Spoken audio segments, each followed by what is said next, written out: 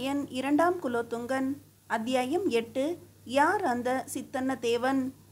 கோமுகிதாசன் சாவதானமாக எழுந்து போய் திருவரங்கநாதனின் மூக்குக்கு நேரே கையை வைத்து பார்த்துவிட்டு திரும்பி வந்து தன் இடத்தில் அமர்ந்தான். சேதிராயர் பரபரப்புடன், என்ன கோமுகிதாசரே, திருவரங்கன் இறந்து விட்டானா என்று கலவர குரலில் கேட்டார். கோமுகிதாசன் கடகடவென்று சிரித்துவிட்டு, அந்த யமகாதக பயல் இதற்குள்ளாகவா இறந்து விடுவான்? அவனுடைய உயிர் என் கையில் இருக்கும்போது நல்ல பாம்பு என்ன, நமனே வந்தாலும் பறித்து கொண்டு போய்விட முடியுமா என்றான். கரடுமுரடான பாதையில் வண்டி சக்கரங்கள் உருளுவதைப் போல அவன் மீண்டும் சிரித்துவிட்டு ஓய்ந்தான். நல்ல பாம்பு கடித்துமா அவன் சாகவில்லை என்று வியப்பு குரலில் கேட்டார் சேதிராயர். அவனை பாம்பு கடிக்கவில்லை. பாம்பு அவனை கண்டு பயந்து ஓடியதை அந்த பாவி பயல் பார்த்துவிட்டுத்தான் அப்படி பதறி உளறி அடித்துக்கொண்டு விழுந்து மூர்ச்சியாகிவிட்டிருக்கிறான். இன்னும் கொஞ்ச நேரத்தில் இரும்பு உலக்கை போல எழுந்து உட்கார்ந்து விடுவான் பாருங்கள். பாம்பை கண்டே இப்படி பயந்து மூர்ச்சை போட்டு விழும் ஆளை வைத்துக்கொண்டு புலிநிகர் அனபாயனை எதிர்க்கும் திட்டத்தை நீங்கள் எப்படி நிறைவேற்றி வைக்கப் போகிறீர்கள்? அப்படி சொல்ல முடியாதையா. மனைவிக்கு பயப்படும் கணவன்மார்கள்தாம் பல போர்க்களங்களில் வெற்றி கொடி நாட்டிவிட்டு வருகிறார்கள். சேதிராயர் இதை கேட்டு வயிறு குலுங்க சிரித்தார். கோமுகிதாசன் மீண்டும் பேசினான். இந்த காட்டில் மரஞ்செடி கொடிகளை விட பாம்புகள் தான் அதிகம். அதனால்தான் இந்த காட்டை பாம்பு காடு என்று மக்கள் அழைக்கிறார்கள். இப்படி பாம்புகள் அதிகம் வாழ்வதற்கு காரணம் இங்கு வசித்துவிட்டு போன சமணர்களின் மந்திர ஜாலமாக கூட இருக்கலாம். தாங்கள் வாழ்ந்த இடத்தில் மற்றவர்கள் வாழக்கூடாது என்பதற்காக அவர்கள் தங்களது மந்திர சக்தியினால் இக்காட்டிலே ஏராளமான பாம்புகளை உண்டாக்கிவிட்டிருக்கலாம். சேதிராயரே, உங்களுக்கு போர் விஷயங்களை தவிர வேறு எந்த விஷயமும் தெரியாது போல இருக்கிறது. மந்திரமாவது மாயமாவது சமணர்கள் மீது மக்கள் கொண்ட தப்பு அபிப்பிராயங்களில் இது முதன்மையானது. உலகத்திற்கே முதலில் பகுத்தறிவுவாதத்தை அளித்தவர்கள் சமணர்கள்தாம். அப்படிப்பட்டவர்கள் பேய், பிசாசு, மந்திரம், மாயம் இவற்றிலெல்லாம் நம்பிக்கை உள்ளவர்களாக எப்படி இருக்க முடியும்? அப்படியானால் சமண சமய திவாகர வாமன முனிவரால் இயற்றப்பட்டதும் சிறுபஞ்ச காவியங்களில் ஒன்றுமான நீலகேசியில் அடங்கியுள்ள 10 வாத சருக்கங்களிலும் மந்திர மாயங்களை பற்றிய நம்பிக்கை விரவி கிடக்கிறதே, அவற்றுக்கு பொருள் என்ன? நீங்கள் குறிப்பிடும் நீலகேசி புத்த சமய நூலான குண்டலகேசிக்கு மறுப்பு நூலாக இயற்றப்பட்டது. மனிதரிடம் உள்ள மனோசக்தியே அவர்கள் மந்திர சக்தி என்று கொண்டவர்கள். நீலகேசியின் கடவுள் வாழ்த்து, நல்லார் வணங்கப்படுவான், பிறப்பாதி 4ம் இல்லான், உயிர்கட்கு இடர் தீர்த்து உயிர் இன்பமாக்கும் சொல்லான், தர்மக் சுடரான் எனும் தொன்மையினால் எல்லாம் உணர்ந்தான், அவனே இறைவனாக ஏத்தி என்று அமைந்திருப்பதிலிருந்தே அவர்களது சமய கொள்கை இன்னதென்று தெரியவில்லையா? அது எப்படியாவது இருக்கட்டும். இம்மாதிரி பாம்புகள் ஏராளமாக வாழும் இந்த பயங்கர காட்டை நீங்கள் நமது எதிர்ப்பு அணியின் இருப்பிடமாக தேர்ந்தெடுத்ததுதான் எனக்கு ஆச்சரியமாக இருக்கிறது. பாம்புகள் எங்கேதான் வாழவில்லை? சில இடங்களில் மனிதர்கள் உருவிலும் வாழ்வதில்லையா? நம்மை பொறுத்தவரை நாம் பாம்பாக நினைப்பது குலோத்துங்கன் ஒருவனைத்தான். அந்த பாம்பின் பல்லை பிடுங்க இந்த பாம்பு காட்டில்தான் திட்டம் போட வேண்டும். சதி செயல்களை கண்டுபிடிப்பதில் சோழ நாட்டு ஒற்றர்கள் மிகவும் திறமை பெற்றவர்கள். அப்பேற்பட்ட ஒற்றர்களின் காலடி படாத இடம் ஒன்று உண்டு என்றால் அது இந்த பாம்பு காடுதான். அதனால்தான் அவர்கள் வலையில் சிக்காமல் இருக்க இப்பாம்பு காட்டை நாம் கூடி பேசும் இடமாக தேர்ந்தெடுத்தேன். சேதிராயர் மௌனமானார். தூரத்தில் சுருண்டடித்து படுத்து கிடந்த திருவரங்கநாதன் அடிப்பட்ட பாம்பு போல மெல்ல நெளிந்து எழுந்து உட்கார்ந்தான். அதை பார்த்த கோமுகிதாசன், பார்த்தீரா சேதிராயரே, திருவரங்கன் பள்ளி எழுச்சி கொண்டு விட்டான் என்று குலுங்கி சிரித்து சொன்னான். மீண்டும் அவனே, இந்த உலக்கை சாப்பிட மறந்தாலும் மறக்கும், தன் நெற்றியில் பெரிய நாமமாக போட்டுக்கொள்ள மறக்காது. நமது காரியம் ஆகிற வரையிலுமாவது நாமம் போடாமல் திருநீறு பூசிக்கொள்ளடா என்று நான் எத்தனையோ தடவை சொல்லிவிட்டேன். எனது அந்த ஒரு பேச்சை மட்டும் இவன் கேட்பதே இல்லை. சாலைகளில் இருக்கும் மரங்களை அடையாளம் வைத்து கொள்வதிலிருந்து இந்த காட்டில் உள்ள பல மண்டபங்களில் இம்மண்டபத்தை கண்டுபிடிப்பது வரை நாமக்குறி ஒன்றின் துணையைத்தான் இவன் நாடுகிறான். இவனிடம் உள்ள ஒரே ஆசை என்னவென்று கேட்டு பாருங்கள். குலோத்துங்கனின் நெற்றியில் எப்படி ஏனும் நாமத்தை போட்டு பார்த்துவிட வேண்டும் என்பது என்று பளிச்சென்று சொல்லுவான். எனக்கென்னவோ இவன் நெற்றியில் இருக்கும் நாமம்தான் நம்மை என்றாவது ஒரு நாள் அனபாயனிடம் காட்டி கொடுத்து ஆபத்தில் சிக்க வைக்கப் போகிறது என்று பயமாக இருக்கிறது. இவன் சாற்றிக்கொள்ளும் நாமம்தான் நம் திட்டத்திற்கும் ஒரு நாமம் சாற்ற போகிறது என்று சொல்லிவிட்டு கடகடவென்று சிரித்தான். திருவரங்கனும் அதை கேட்டு சிரித்து கொண்டான். அவன்தான் வாய் திறந்து எதுவும் பேசுவதில்லையே. நள்ளிரவு நேரம் நகர்ந்து கொண்டே இருந்தது. சேதிராயர் பொறுமை இழந்த குரலில், இன்னும் ஏன் உங்கள் தலைவர் வர காணோம் என்று கேட்டார். சித்தன்ன தேவர்தானே, சற்று நேரத்தில் வந்து விடுவார். இன்று நம் பரமகுரு ராமானுஜரை கண்டு பேச வேண்டும் என்று சொல்லிக் கொண்டிருந்தார். ஒரு கால் அவரது ஸ்ரீமுகம் காண சென்றிருப்பார் என்று கருதுகிறேன்.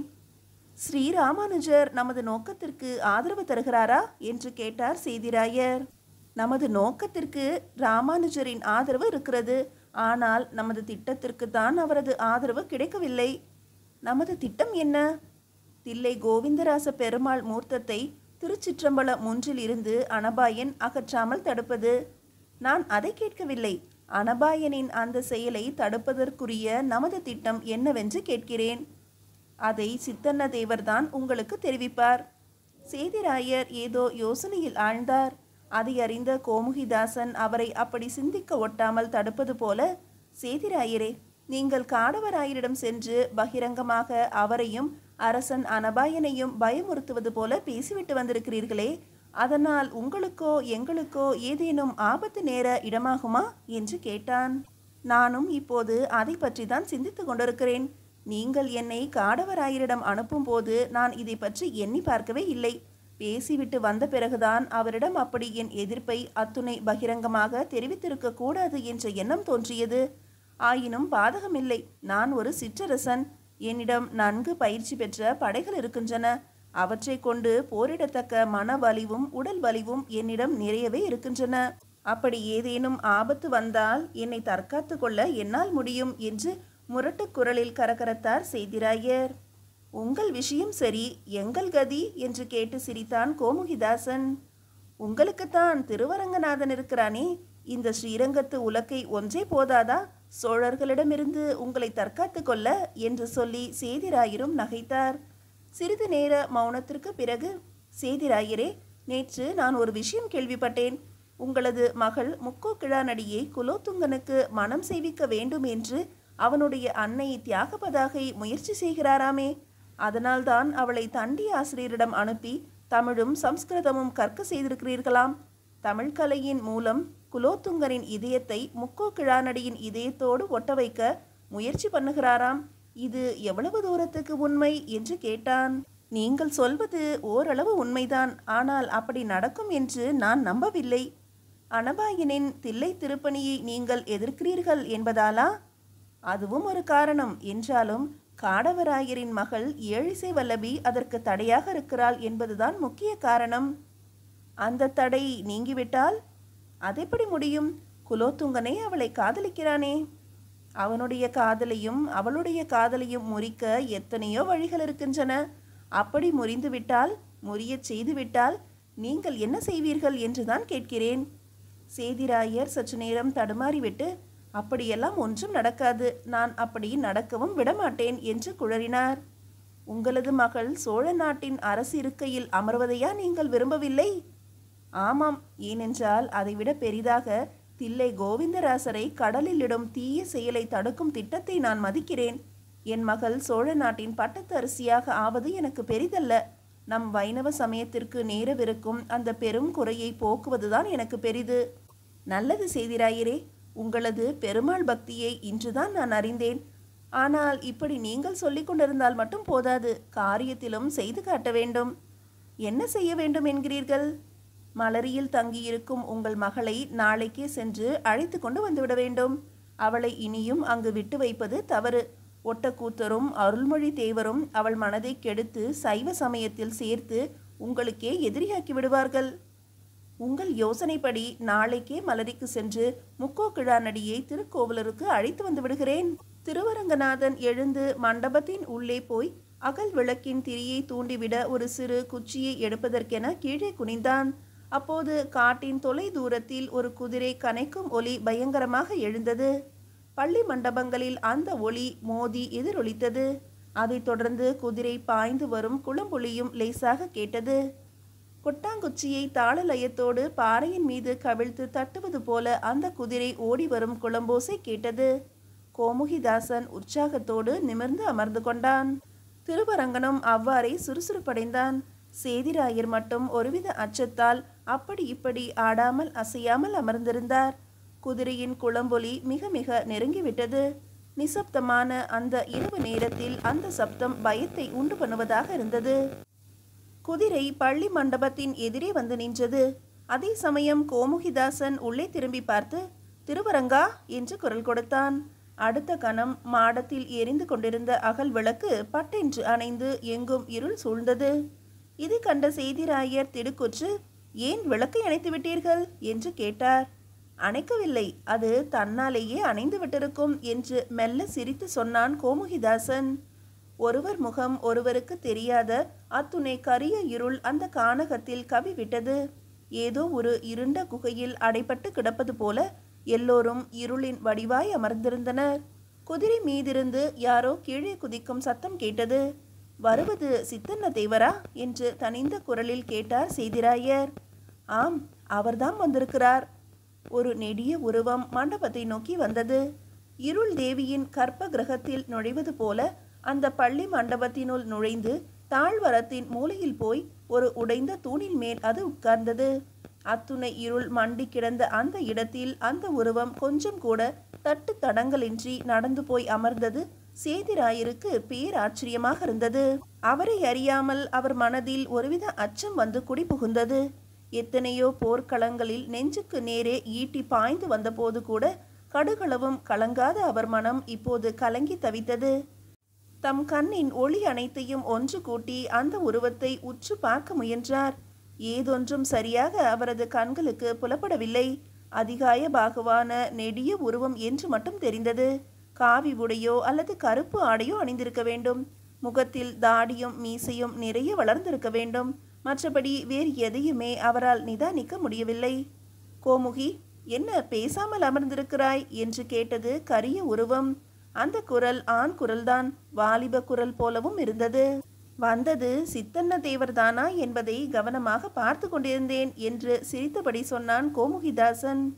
சந்தேகப்படாதே, நான் சித்தன்ன தேவன்தான் என்று கூறி சிரித்தது அந்த உருவம்.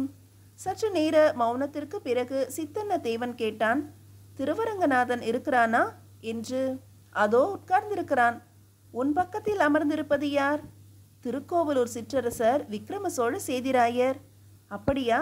மெத்த சந்தோஷம். அவரை நான் பலமுறை பார்த்திருக்கிறேன். ஆனால் என்னை அவர் பார்த்ததில்லை. சரி, இன்று எனக்கு இங்கே அதிகம் பேசிக் கொண்டிருக்க நேரமில்லை. ஒரு அதிமுக்கியமான விஷயத்தை உங்களிடம் சொல்லிவிட்டு போகவே வந்தேன். சொல்லுங்கள். ஏதேனும் கட்டளை இடுவதானாலும் இடுங்கள். அதை உடனே செய்து முடிக்க நான் இருக்கிறேன். நம் அத்தியந்த நண்பர் சேதிராயரும் இருக்கிறார். ஆமாம், நான் சொல்லப்போகும் அந்த வேலையை சேதிராயர் தான் செய்ய வேண்டும். அவரால் தான் அதை செய்யவும் முடியும். நிச்சயம் செய்து முடிப்பார். சொல்லுங்கள். மன்னன் குலோத்துங்கன் காடவராயரிடம் கொடுக்க சொல்லி காளத்தி தேவனிடம் ஒரு முக்கியமான ஓலை அனுப்பியிருக்கிறான். காளத்தி தேவனும் அந்த ஓலையுடன் இப்போது திருமானிக்குழி சாலை வழியே சென்று கொண்டிருக்கிறான். அந்த ஓலையை நாம் அவனிடமிருந்து வழிமறித்து பறித்துவிட வேண்டும். அவ்வோலையில் அப்படி என்ன செய்திருக்கிறது? குலோத்துங்கன் கங்கை கொண்ட சோழபுரத்திலிருந்து புறப்பட்டு சேந்தமங்கலம் அரண்மனைக்கு வந்து சேர்வதாகவும், காடவராயரை நேரில் சந்தித்து தில்லை கோவிந்தராச பெருமாள் கோவிலை அங்கிருந்து அகற்றும் விஷயமாக இறுதி ஆலோசனை செய்து காரிய சாதனைக்கான திட்டம் வகுக்கப் போவதாகவும் அந்த ஓலையில் எழுதப்பட்டிருக்கிறது. ஆகையால் அவ்வோலையை காளத்தி தேவன் காடவராயரிடம் சேர்ப்பித்து விடாதபடி நாம் அதனை பறித்துவிட வேண்டும். அதை பறித்துவிட்டால் மட்டும் போதுமா? குலோத்துங்கன் சேந்தமங்கலத்துக்கு புறப்பட்டு போகத்தானே செய்வான். காடவராயரும் அவனும் எப்படியும் சந்திக்கத்தானே போகிறார்கள். அவ்வோலையை பறித்துவிட்டால் அவர்கள் சந்திப்பு தடைபட்டு விடுமா என்ன? முதலில் ஓலையை பறிப்போம். பிறகு அவர்கள் 2 பேரும் சந்திக்காமல் இருப்பதற்கு நான் வேறொரு காரியம் செய்வேன். அதை நாங்கள் அறியக்கூடாதா? அதை பற்றி பின்னால் பேசிக்கொள்வோம். சரி, இப்போது யார் போய் காளத்தி தேவனை மடக்கி அவனிடம் உள்ள ஓலையை பறித்து வருவது? காளத்தி தேவன் போர் தொழில் பயின்றவன். அவனை மடக்கி காரியத்தை சாதிக்க சேதிராயரால் தான் முடியும். என்ன சேதிராயரே, புறப்படுகிறீர்களா? சேதிராயர் சட்டென்று எழுந்து நின்று, இதோ இப்போதே புறப்படுகிறேன். அந்த துரோகி பயலை மடக்கி அவ்வோலையை பறித்து வருகிறேன். என்னிடம் ஏதாவது தன் கைவரிசையை காட்டினால் அவனை அங்கேயே வெட்டி புதைத்து விடுகிறேன் என்று ஆத்திரமாக சொன்னார். அதை கேட்ட சித்தன்ன தேவனும் கோமுகிதாசனும் மெல்ல சிரித்து கொண்டனர். அடே திருவரங்கா, சேதிராயருக்கு நீயும் துணையாக போ என்று கட்டளையிட்டான் சித்தன்னதேவன். உடனே சேதிராயரும் திருவரங்கநாதனும் அங்கிருந்து வெகு வேகமாக புறப்பட்டு காட்டில் சென்று மறைந்தனர். அவர்கள் சென்ற சில வினாடிகளுக்கெல்லாம் சித்தன்னதேவனும் குதிரை மேலேறி அவர்களை பின்தொடர்ந்தான். ஆனால் வேறு வழியில் சென்றான். மீதியை அடுத்த அத்தியாயத்தில் காணலாம்.